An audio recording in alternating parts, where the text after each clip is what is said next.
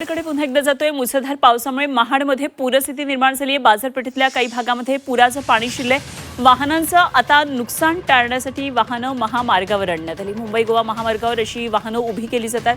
पुरामुळे वाहनांचं नुकसान होण्याची भीती आहे आणि महाडकरांची वाहनं आता मुंबई गोवा महामार्गावर आलेली आहेत। महामार्गावर महाप्रे ते विसावा हॉटेलपर्यंत अशा प्रकारे वाहनं उभी करण्यात आली आहेत। खासगी वाहनांबरोबर एसटी बसेसच्या सुद्धा लांबच्या लांब रांगा लागलेल्या आहेत। वाहनांचं कुठलंही नुकसान होऊ नये, नुकसान टाळण्यासाठी महाडकरांनी आपली वाहनं अशा प्रकारे आता महामार्गावर उभी केलेली आहेत आणि 2021च्या महापुरावेळी अशी परिस्थिती ओढवलेली होती।